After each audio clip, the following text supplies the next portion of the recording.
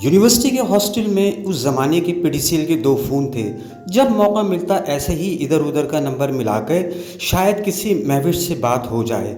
हमारे 2-3 दोस्तों की इसी तरह दोस्ती हो चुकी थी और वो इस बात पे बहुत नाज़ा थे। करना खुदा का क्या हुआ कि एक दिन हस्बे मामूल कोशिशों में लगे हुए थे कि फ़ोन की दूसरी जानिब एक नफीस सी खनकती हुई ज़नाना आवाज़ उभरी। पहले तो हमारे औसान ख़ता हो गए, लेकिन अपने आप से कहा, बरखुरदार, ऐसा मौका पता नहीं फिर मिले ना मिले, हिम्मत नहीं हारनी चाहिए। चुनाते तमाम सलाहियतें बरवेकार लाते हुए और शोर शोर चलती सांसों को कंट्रोल करते हुए अस्सलामु अलैकुम कहा और बहाना बनाते हुए कहा कि अमजद जैदी घर पे है। साथ ही साथ दिल में दुआ की कि खुदा करे इस नाम का कोई शख्स इस घर में ना हो। दुआ कबूल हुई और जवाब आया, यहाँ पर अमजद जैदी नहीं रहते। इस पर हमने कहा शायद रॉन्ग नंबर मिल गया है और बात को लंबा करते हुए कहा, आपको ख्वामख़ा ज़हमत दी जिसके लिए माज़रत ख्वाह हैं। बात को मज़ीद जारी रखते हुए नहायत शिस्ता अंदाज में वजाहत की कि वो हमारा क्लास फ़ेलो है और आज हमने मिल के असाइनमेंट तैयार करनी थी जिसके लिए इसने यहाँ हॉस्टल आना था। दूसरी तरफ से रस घोलती आवाज़ ने कहा, कोई बात नहीं। इस पर जल्दी से कहा, मुबादा फ़ोन बंद ना कर दिया जाए। हमने हिम्मत करके कहा कि मालूम होता है आप भी हमारी तरह स्टूडेंट हैं। इस पर हमारी खुशी की इंतहा ना रही जब फ़ोन बंद करने के बजाय जवाब आया, हाँ मैं कॉलेज में पढ़ती हूँ। अब बाकायदा गुफ्तगू शुरू हो गई। एक दूसरे के सब्जेक्ट पूछे गए। पढ़ाई के मामले में पेश आने वाली मुश्किलात वगैरह का ज़िक्र हुआ। चूँकि यूनिवर्सिटी में पढ़ते थे इसलिए मुश्किलात के हल के लिए हमने अपनी मुमकिना खिदमात पेश कर दी। इस तरह ये रॉन्ग नंबर वाक़फ़ियत में बदल गया और फिर वक्तन फ़वक्तन फ़ोन आने जाने लग गए।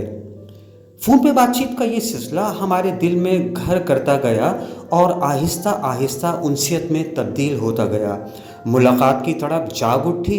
इस पर एक जहाँ दीदा क्लास फ़ेलो से मशवरा किया तो पहले इसने मजाक उड़ाया कि च्यूटी के भी पर निकल आए हैं। बाद में मशवरा दिया कि अब बिला झिझक मुलाकात की बात कर दी जाए और इजहार मोहब्बत किया जाए। गुजारिश की, देहाती बंदे हैं, घबराहट होती है। कहा ख़त लिख कर कह दो। चुनाचे हमने डरते डरते एक ख़त लिखा। मुझे नहीं मालूम कि फ़ोन पे होने वाली बातों का सिलसिला कब एक कसक में तब्दील हुआ और दिल में आपसे मिलने की तमन्ना जाग उठी। क्या आप इस सूरत हाल में मेरी मदद कर सकेंगी?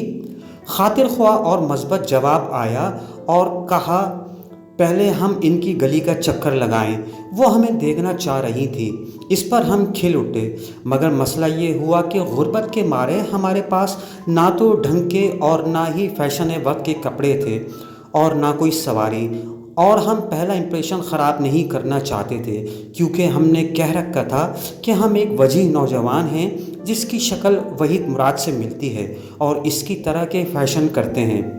दोस्तों से मिन्नत करके एक अच्छी रंगीन धारियों वाली इम्पोर्टेड फ़ैशन और फैशनी जीन्स की पैंट ली। सवारी के सिलसिले में एक दोस्त ने मेहरबानी की और अपनी मोटरसाइकिल दे दी, लेकिन चूँकि हमें चलानी नहीं आती थी इसी दोस्त से अर्ज़ किया कि वो हमें वहाँ ले जाए। कुछ रद्द करने के बाद हमारी हालत पे तरस खा के राज़ी हो गया। परिवेश से वक्त और दिन तय किया। निशानी के तौर पर मोटरसाइकिल का नंबर भी बता दिया ताकि पहचानने में कोई दिक्कत ना हो। मुकर्रर दिन को बांगने की रंगीन कमीज़ और ब्लू जीन्स पहनी। एक दोस्त की फैशनी गॉगल आंखों पर चढ़ाए और मांगे की ही मोटरसाइकिल पे ड्राइवर मोटरसाइकिल के मालिक के पीछे बैठकर इस एहतियात के साथ कूचाए जाना को चल दिए कि इसके कपड़े और गेटअप बिल्कुल सादा और हमसे कमतर हो, क्योंकि कोई रिस्क नहीं लेना चाहते थे। हसीना बालकनी में खड़ी हमारी ही राह तक रही थी। आसमानी रंग के सूट में किसी अप्सरा से कम ना लगती थी।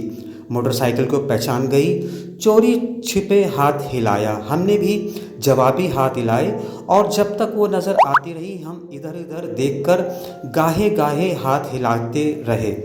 अपनी इस अजीम कामयाबी पर बहुत खुश हॉस्टल पहुँचे तो रहा ना गया और उसे फ़ोन करके पूछा, हम आपको कैसे लगे? इसकी आवाज़ में भी खुशी झलक रही थी। चहक कर बोली, आप बहुत अच्छे और प्यारे लग रहे थे, लेकिन ये बंदर कौन था जो आपके पीछे बैठा था?